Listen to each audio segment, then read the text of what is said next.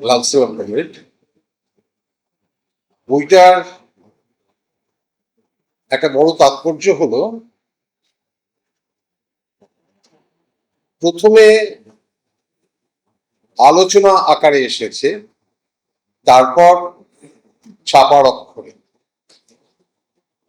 হয়তো এটা একটা সুবিধা হয়েছে যে বিস্তৃত সময় পাওয়া গেছে, ফলে অনেক জিনিস খুঁটিয়ে ধরা হয়েছে এবং প্রয়োজনে রিপিট করা হয়েছে। মোট 13টা অধ্যায় রয়েছে, 386 পৃষ্ঠা, ইন্ডেক্স এবং বিবলিওগ্রাফি সমেত। যদিও বিবলিওগ্রাফি স্টাইলটা আমার পছন্দ হয়নি, আমার পছন্দ হচ্ছে শিকাগো ম্যানুয়াল। চমৎকার করছে। গ্রিক যে পুরাণের চরিত্র সিসিফাস, সেই সিসিফাসের গল্পের সাথে যুক্ত। একটা পাহাড়ের দিকে পাথরটাকে ঠেলে তুলছেন সিসিফাস, এটাই তার পানিশমেন্ট।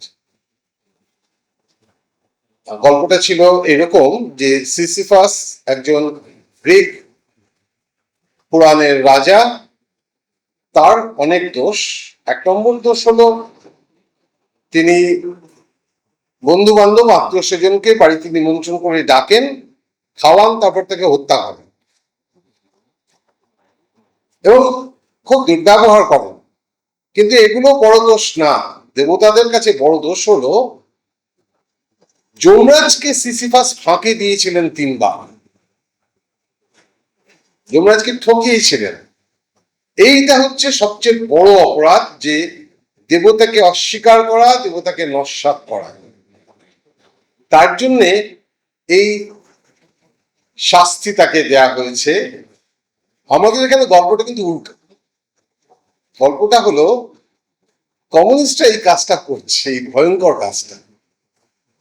যেরকম একটা পাথর সে অবিরাম ঠেলে উপরে তুলছে, আবার সেই পাথরটা গড়াতে গড়াতে তলায় নেমে আসছে, আবার তুলছে, আবার তুলবে। সিসিফাস যে কাজটা করে গেছেন, কমিউনিস্টরা এই কাজটা করে যাবে যতক্ষণ না পর্যন্ত পাথরটা সবচেয়ে উপরে স্থায়ীভাবে থাকবে। অবশ্যম্ভাবীভাবে এই কাজটা করতে গিয়ে কাজটা খুব সরলরেখায় হয় না, কোনো কাজই সরলরেখায় হয় না, এই কাজটা তো আরো কঠিন। ফলে তার নানা বাঁক রয়েছে, নানা ভাঁজ রয়েছে, নানা শেড রয়েছে। এবং আমরা যখন বলছি যে ইতিহাসের পরিবর্তন, ইতিহাসের সম্পর্কগুলোকে বোঝা, নতুন সম্পর্ক, নতুন মূল্যবোধ, নতুন নৈতিকতার আবির্ভাব কোন প্রেক্ষাপটে ঘটছে, সেইটাকে আমরা বোঝবার চেষ্টা করছি। বোঝবার চেষ্টা করতে গিয়ে আমাদের দ্বন্দ্বমূলক বস্তুবাদের মূল নীতিগুলো সমাজ জীবনের অনুশীলনে প্রয়োগ করছে, যার ফলে যার আবির্ভাব করছে সেটা হলো ঐতিহাসিক বস্তুবাদ। এটা স্ট্যালিন সংজ্ঞাটা দিয়েছেন অত্যন্ত সঠিকতার সঙ্গে, যে সমাজ জীবনের অনুশীলনে দ্বন্দ্বমূলক বস্তুবাদের মূল নীতিগুলির প্রয়োগই হলো ঐতিহাসিক বস্তুবাদ। এই যে 13টা চ্যাপ্টার অশোকদা লিখেছেন, তার আগে অশোক মুখোপাধ্যায় সম্পর্কে একটু বলি, যে অনন্য সাধারণ শিক্ষক। এই মুহূর্তে মার্ক্সবাদী শিক্ষক হিসেবে যারা আমাদের সামনে রয়েছেন, তার মধ্যে অন্যতম প্রধান হলেন অশোক মুখোপাধ্যায়। এখন আমাদের গুরুমারা বিদ্যেও শিখতে হয়।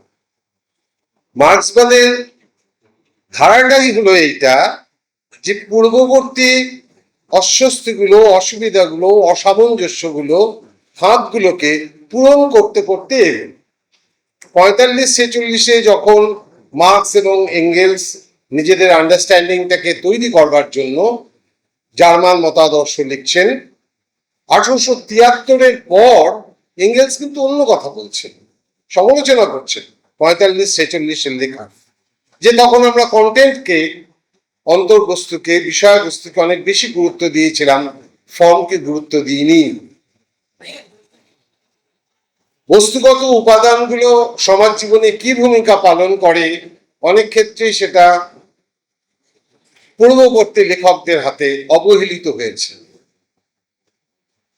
অশোক মুখোপাধ্যায় চমৎকার চমৎকার সব উদাহরণ তুলে এগুলো দেখানোর চেষ্টা করেছেন, অসাধারণ। এবং এত সহজ সরল ভাষায় যে এরকম একটা বই লেখা যায় এ আমার ধারণার মধ্যে ছিল না।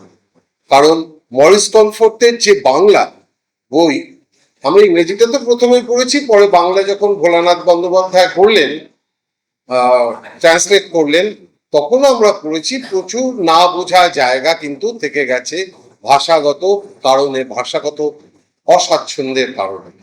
সেখানে এই বইটা কিন্তু আমাদের কাছে একটা বিরাট হাতিয়ার। এখন একটা বই মানে তার সেটা লিপিবদ্ধ রূপ ভাবনার, এবং সেটার কতগুলো সীমাবদ্ধতা থাকবে। ধরুন আমরা যখন সমাজ বিবর্তন নিয়ে আলোচনা করছি, একেবারে সেই প্রিমিটিভ সোসাইটি থেকে শুরু করে যখন উৎপাদন সম্পর্কটা শত্রুতামূলক হয়ে যায়নি, যেখানে সমভোগবাদী সমাজ ছিল, যেখানে সমাজে উদ্বৃত্ত তৈরি হচ্ছে না, ইত্যাদি ইত্যাদি বিষয়গুলো খুবই সুন্দরভাবে বলা হয়েছে। এখানে বলতে গিয়ে আমি আমার অশোক মুখোপাধ্যায় আমার শিক্ষক, আমি তার সাথে তর্ক জুড়ে দিতে চাইছি এইটাই, যে ভারতবর্ষের উদাহরণগুলো একটু বেশি করে আনলে ভালো। কারণ আমরা যেহেতু ভারতবর্ষে বসে কাজ করছি, এবং ভারতবর্ষ নিয়ে উনি কিন্তু ভারত এবং চীন বারংবারই উদাহরণ তুলছেন, সমস্যাগুলো বলছেন যে পশ্চিম ইউরোপের যে মডেল, মার্ক্সবাদ চর্চার একেবারে শুরুর ক্ষেত্রে যে মডেলটা তৈরি হচ্ছিল, যে আমরা একটা শব্দ ব্যবহার করি আইডিয়াল টাইপ, এই যে আইডিয়াল টাইপ তৈরি হচ্ছে সেটা মূলত কিন্তু পশ্চিম ইউরোপের ক্ষেত্রে, যেটা উনি বলছেন খুব সুন্দরভাবে এবং সঠিকতার সঙ্গে, পূর্ব ইউরোপে গেলে কিন্তু আর মিলছে না। এশীয় দেশগুলোতে যখন যাচ্ছি অনেক পার্থক্য, বিশেষ করে উনি চীন এবং ভারতের কিছু উদাহরণ এনেছেন, কিন্তু আমার মনে হয়েছে যে ওটা আরো নিবিড় হওয়া দরকার ছিল। নইলে এই যে ভারতবর্ষে আপনার আর্য বৈদিক ভাষার লোকজন বা তার আগে অসুররা যে এলো এবং এসে এখানে কোন ধরনের সমাজের মুখোমুখি হলো, কোন সমাজকে দেখলো, কিছু কিছু কাজ আমরা অবশ্যই পাই। দেবপ্রসাদ চট্টোপাধ্যায়ের লোকায়ত দর্শন, এটা তো আপনারা দেখেছেন, এবং লোকায়ত যে স্টাডিজ ইন ইন্ডিয়ান মেটেরিয়ালিজম সেই গ্রন্থে, যে কিভাবে সমাজটা পাল্টাচ্ছে, এবং পাল্টানোর ক্ষেত্রে এই যে আমরা বলছি ডায়ালেকটিক্যাল মেটেরিয়ালিজমকে প্রয়োগ করা, ডায়ালেকটিক্সকে প্রয়োগ করা, সেখানে ভিত্তি এবং উপর কাঠামো, এই যে সুপারস্ট্রাকচার অ্যান্ড বেস, এই যে দুটো রূপককে ব্যবহার করা হয়েছে, মার্কস এঙ্গেলস এই দুটো রূপক ব্যবহার করেছেন। কারণ আড়াআড়ি এরকম কোনো বিচ্ছেদ আমরা কিন্তু কোথাও দেখতে পাবো না, এ দুটো একে অপরের সাথে মিলেমিশে রয়েছে নানাভাবে। ফলে এই আড়াআড়ি বিচ্ছেদ চাইনিজ ওয়াল বা ওয়াটার টাইপ কম্পার্টমেন্ট হিসেবে দেখাটা ভুল হবে এবং নন ডায়ালেকটিক্যাল হবে, সেটা যেন দুটো বিচ্ছিন্ন কিছু না, বরং দুটো সম্পর্কিত, এবং সময়ের সাথে সাথে সেগুলো স্থান পরিবর্তন করে ইতিহাসে নির্দিষ্ট গুরুত্বপূর্ণ এবং পর্যাপ্তভাবে গুরুত্বপূর্ণ ভূমিকা পালন করেছে, যেটা কিন্তু উনি উল্লেখ করছেন। কিন্তু এখানে আমার মনে হয়েছে যে ভারতবর্ষ সম্পর্কে এই স্টাডিটা যদি আরেকটু বেশি করে থাকতো, যেমন একটা জায়গায় উনি বলছেন যে এই পার্টটায় যে পরিবার ও ব্যক্তিগত সম্পত্তির আবির্ভাব, আগের যে চ্যাপ্টারটা ছিল এশীয় উৎপাদন ব্যবস্থা, সেখানে উনি একটা কিউ দিয়েছেন যে আমরা পরের চ্যাপ্টারে আলোচনা করব, দিয়ে এবার ফোর্থ চ্যাপ্টারে গিয়ে উনি আসছেন যে কিভাবে এই ব্যক্তিগত সম্পত্তির আবির্ভাব করছে। উনি এঙ্গেলসের পরিবার ব্যক্তিগত মালিকানা রাষ্ট্রের উৎপত্তি রচনাটির কথা উল্লেখ করছেন, এবং একটা আগে জবাবদিহি করে নিচ্ছেন যে কেন এঙ্গেলস প্রথমে পরিবারের কথা রাখলেন, যে পরিবারের সাথে ব্যক্তিগত সম্পত্তির সম্পর্কটা কি। এইটা করতে গিয়ে আমার একটা মনে আসছিল একটা রেফারেন্সের কথা, যেটা খুব গুরুত্বপূর্ণ, যে প্রাইভেট প্রপার্টি নিয়ে প্রাচীন ভারতীয় যে সাহিত্য, সেই সাহিত্যের একটা জায়গায় এটা নিয়ে খুব স্পষ্ট একটা উল্লেখ রয়েছে, সেটা হলো দীঘনিকায়র অজ্ঞয় সূত্রে।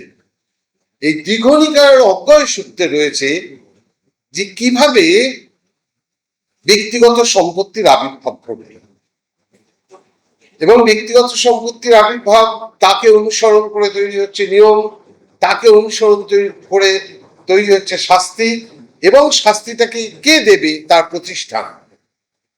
কারণ শাস্তি শুধু থাকলে হবে না, আইন শুধু থাকলে হবে না, তাকে তো প্রয়োগ করতে হবে।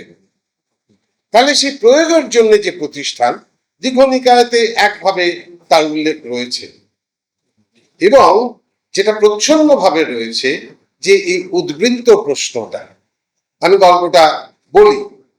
গল্পটা হলো এইটাই, দীঘনিকায়ের অজ্ঞয় সূত্রে যা রয়েছে তা হলো, বাসুঠট নামে একজন ব্রাহ্মণ, তিনি বুদ্ধের একজন অনুসরণকারী। বাসুঠটকে সমস্ত ব্রাহ্মণরা খুব টিজ করে, বিদ্রুপ করে, যে তোমার বুদ্ধ কি এই উত্তরটা দিতে পারে, ওই উত্তরটা দিতে পারে, সেই প্রশ্নের উত্তর জানে। বাসুঠট এসে বুদ্ধকে সেই প্রশ্ন করছেন যে কি করে এই দেশের শাসক, সরকার, রাষ্ট্র শব্দটা বলা নেই, এলো কি করে।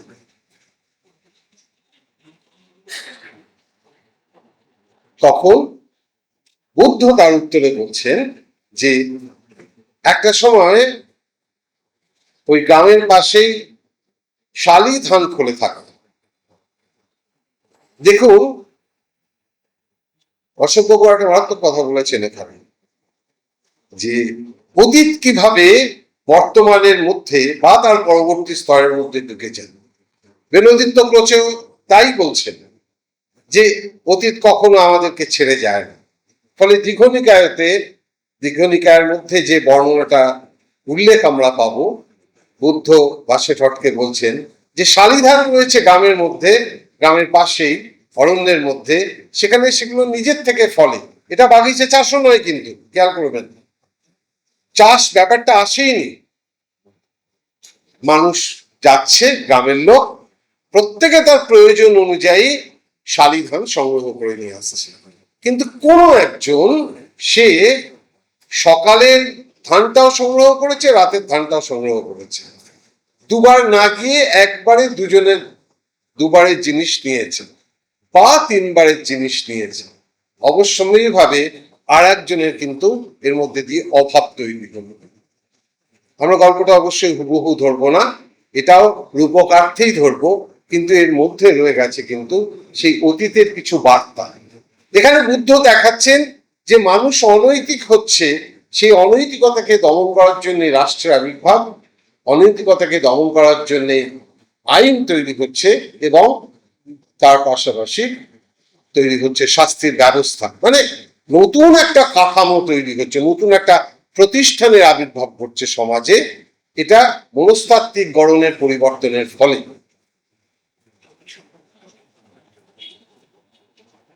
অশোক মুখোপাধ্যায় যথাযথভাবে উল্লেখ করেছেন, আসলে ব্যাপারটা উল্টো,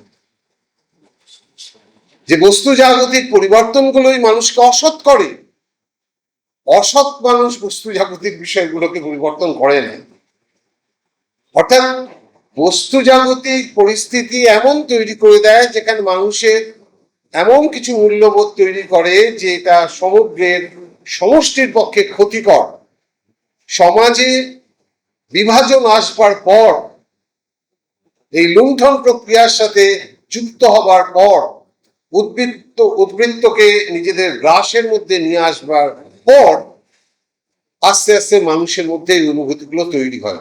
যদিও এর সূত্রপাত কোনো চক্রান্তের মধ্যে দিয়ে হয়নি, কোনো অসৎ উদ্দেশ্যে হয়নি, বা পরিকল্পনা মাফিক হয়নি।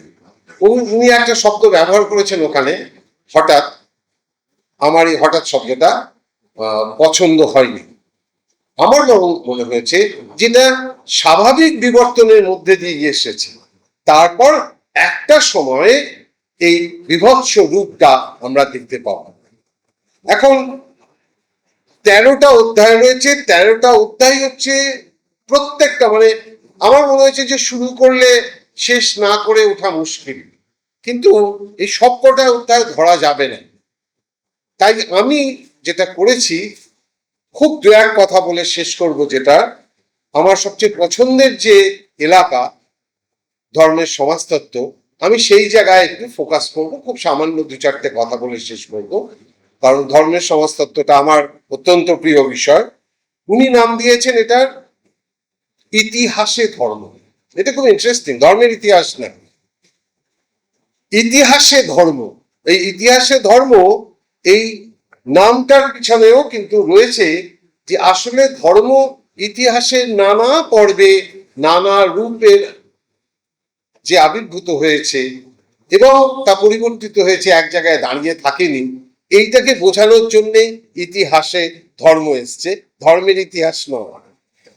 আর জেরি বার্নারের বইটা science in history, science in history উনি অবশ্যই সেটা লিখেছেন। তো ইতিহাসে ধর্ম বাংলাটা বোধহয় ব্যবহৃত হয়নি, না ওই জেরি বার্নারের আশিস বাবু বোধহয় ওটা ইতিহাসে বিজ্ঞান করেছেন, ইতিহাসে বিজ্ঞান, হ্যাঁ হ্যাঁ ওটার নাম, হ্যাঁ ইতিহাসে বিজ্ঞান। আমি এইটা একটু দুই একটা কথা একটু বলতে চাইছি এই পার্টটায়।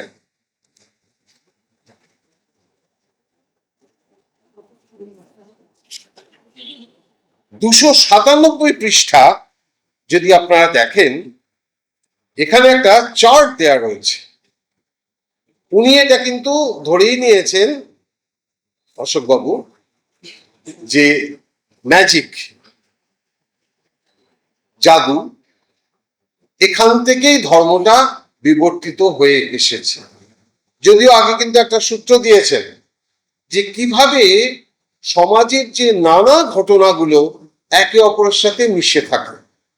যেমন ভারতীয় সামন্ততন্ত্র এবং দাসতন্ত্র নিয়ে আলোচনা করতে গিয়ে 4র্থ অধ্যায়ে উনি সেখানে ইউরোপের কথা বলতে বলতে যখন ভারতে ঢুকছেন, উনি দেখাচ্ছেন যে ভারতের যে দাস, এই ভূমিদাসরা, তাদের সাথে ইউরোপীয় কৃতদাসদের তুলনা করছেন। এটা খুব ইন্টারেস্টিং।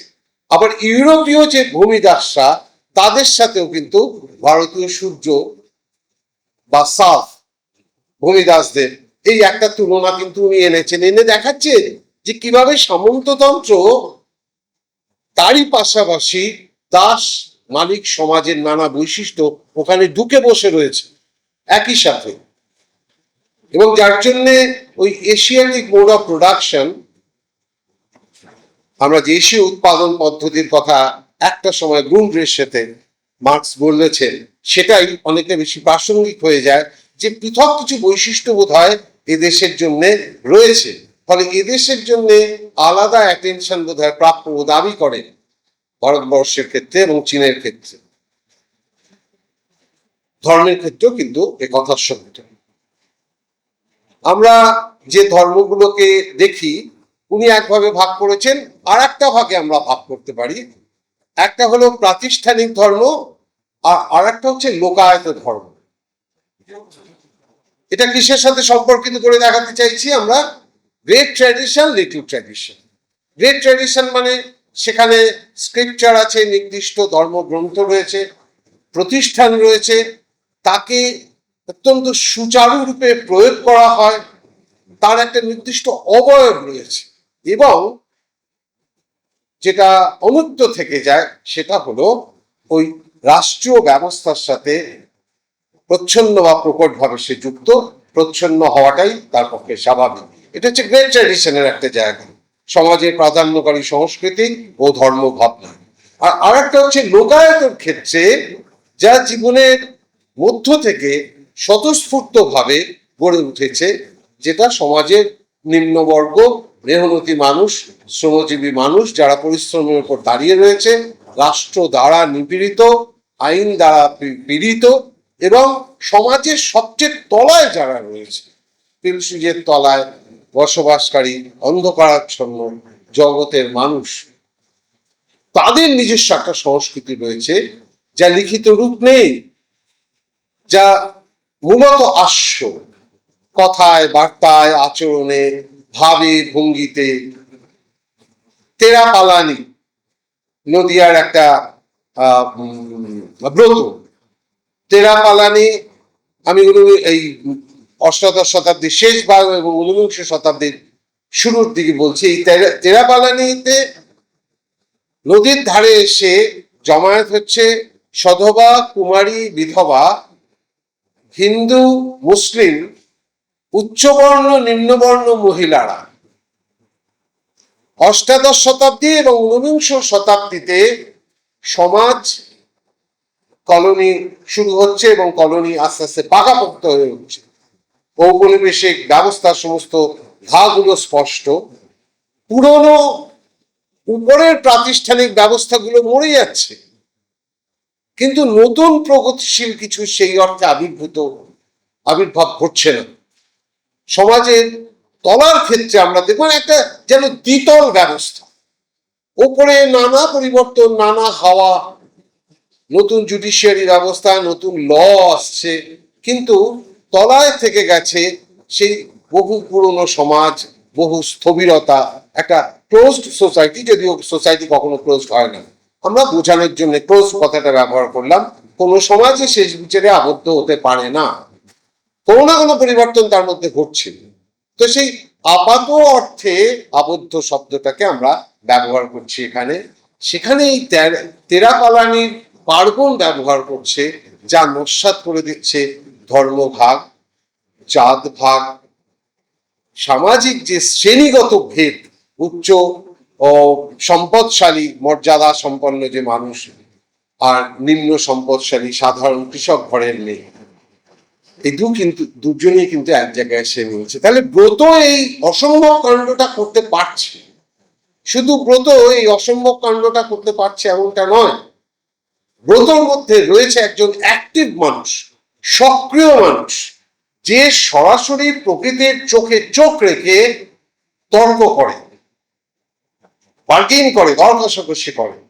তুস্তশীলীর ব্রত ধরুন, সেই তুস্তশীলীর ব্রত, তাতে পাত্রে জল নেওয়া হলো, সেই জলে তুলসী পাতা, ধান ইত্যাদি সব দিয়ে মহিলারা তারা বলবেন যে এই আমার বাপ দাদারা গেছে 7 সমুদ্র 13 নদীর পাড়ে, জল খুব সাবধান, তারা যেন ঠিকঠাক ফিরে আসে।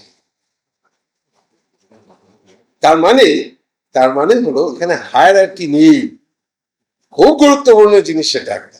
একই সমাজ, যে সমাজে জাত ব্যবস্থাটা একটা ভয়ঙ্কর হায়ারার্কিক্যাল সিস্টেম, ঠিক সেখানেই রয়েছে ব্রতর উপস্থিতি, যেখানে হায়ারার্কি নেই, অনুপস্থিত।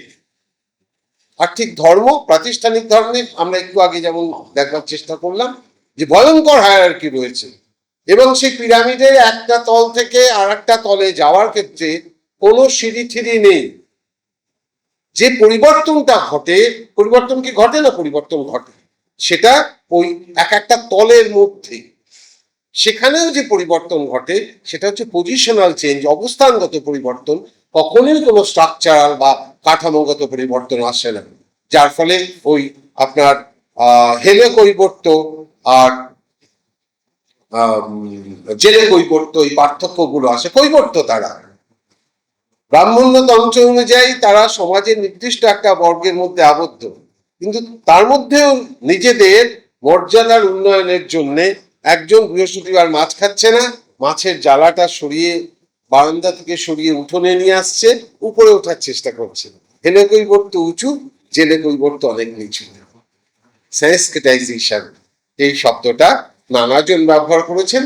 ভূপেন্দ্রনাথ দত্ত শ্রীনিবাস ব্যবহার করেছেন, সুনীতি কুমার চট্টোপাধ্যায় ব্যবহার করেছেন, ভূপেন্দ্রনাথ ব্যবহার করেছেন, ভূপেন্দ্রনাথ দত্ত ব্যবহার করেছেন এটাকে ব্রাহ্মণ্যকরণ বা ব্রাহ্মণাইজেশন। তো এরকম একটা হায়ারার্কি রয়েছে, ভয়ঙ্কর ক্রমোচ্চ স্তরবিন্যস্ত ব্যবস্থা রয়েছে। সেই ব্যবস্থায় আমার চল আছে, সেই ব্যবস্থাটা আমার মনে হয় ওই কাঠামোটাতে উনি একটা স্যার একটা চার্ট করে দিয়েছেন, অশোক বাবু দিকে একটা চার্ট করেছেন, আপনারা দেখতে পাবেন। বইটা যখন কিনবেন, অনবদ্য বই, বইটা কিনুন, অসাধারণ বই। যেমন ভাষা এবং বাংলায় ঐতিহাসিক বস্তুবাদের ওপর এরকম বই কিন্তু একটাও বেরোয়নি, আমার অন্তত নজরে পড়েনি। ঐতিহাসিক বস্তুবাদ বাংলায়, এটা নিয়ে অনেক লেখা হয়েছে, প্রচুর লেখা হয়েছে, কিন্তু এইরকম একটি বই কিন্তু লেখা হয়নি। এ প্রশংসা করা সত্ত্বেও সব ব্যাপারে যে ওনার সাথে একমত তা কিন্তু নই। তাহলে আর গুরুমারা বিদ্যে কেউ তার কি করে শেখা হলো? আমরা মার্ক্সকে সমালোচনা করছি, স্ট্যালিনকে সমালোচনা করছি, ফলে অশোক স্যারকে আমরা সমালোচনা করতে পারবো ওই অধিকারের জায়গা থেকে, ওই ধারাবাহিকতার জায়গা থেকে, কারণ খোদ তারা নিজেরাই নিজেদেরকে সমালোচনা করেছে। ফলে এখানে আমরা যে চার্টটা পাচ্ছি, সেই চার্টে একটা আমার একটু হোঁচট খেয়েছে, সেটা হলো আপনার 3টে কলাম করা হয়েছে এবং সেই 3টে কলামের একটা জায়গায় বৈশিষ্ট্য হিসেবে দেখানো হয়েছে যে সমাজতাত্ত্বিক লক্ষণ।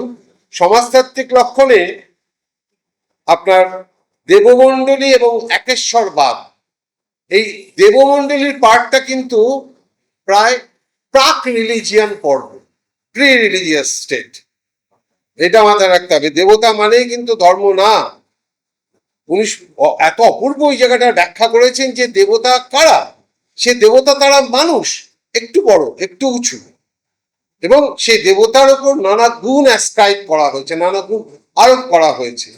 সেই অতিরিক্ত ক্ষমতা সম্পন্ন যেহেতু মানুষ, তাই তাকে উপাসনা করা দরকার, তাই তার কাছে সাহায্য চাওয়া দরকার। যেমন ইন্দ্রকে বলা হচ্ছে যে ইন্দ্র ওই বেটা কিকটরা, কিকট মানে কিন্তু আমাদের কথা বলছে, হেদুরা আমাদের কথা বলছে, কিকট আমাদের, ওরা কিকট বলতো অনাস বলতো, নাক নেই বা অনব্রত, অব্রত এবং শেষে ব্রাত্য, যার জন্য অথর্ববেদে একটা পার্টি রয়েছে ব্রাত্য সুক্তাব, একটা অংশই রয়েছে এই ব্রাত্যদের জন্য, মানে এরা আনটাচেবল। তো এহেন বাঙালিদের সম্পর্কে একদম ঋগ্বেদ সংহিতায় বলা হচ্ছে যে ইন্দ্র এই বেটা কিকট, এই অনুব্রত অব্রত, এরা কি করবে গরু নিয়ে, গরু আমাদের দাও। ইন্দ্র দেবতা কিন্তু পরম ঈশ্বর নন, এবং পরম ঈশ্বরের একটা বর্ণনা বোধহয় এখানটায় থাকলে ভালো হতো।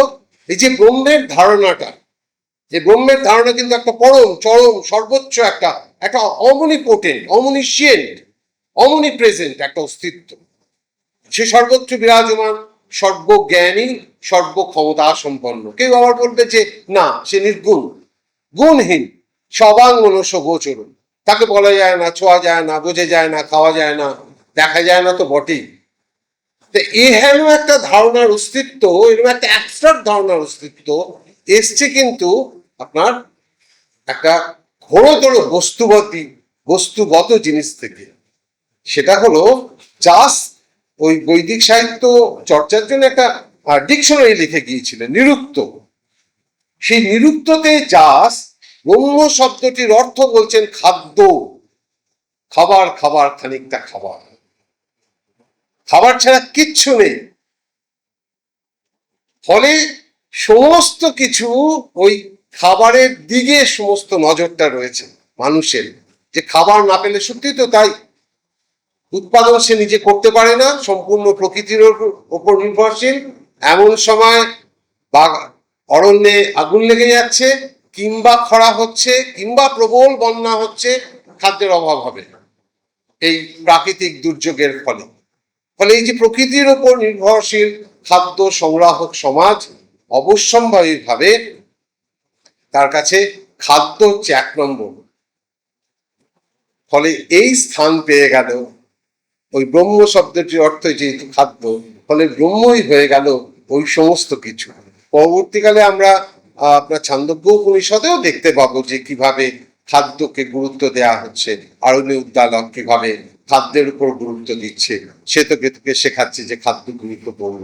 তাহলে খাদ্যের এই চরম একটা অবয়বহীন সত্তা হয়ে ওঠা, তাকে পরম সাধনার বিষয়বস্তু হিসেবে গ্রহণ করা, এটা ছিল একটা খুব স্বাভাবিক। সেক্ষেত্রে উনি যেটা করেছেন যে দেবী প্রাধান্য দেখাচ্ছেন ওই দেবমণ্ডলের বৈশিষ্ট্য হিসেবে, আর পুরুষত্ব বা বোধহয় পুরুষ প্রাধান্য, আপনি বোধহয় ওই যে পুরুষ প্রাধান্যটা মিন করেছেন, রেখেছেন একেশ্বরবাদে।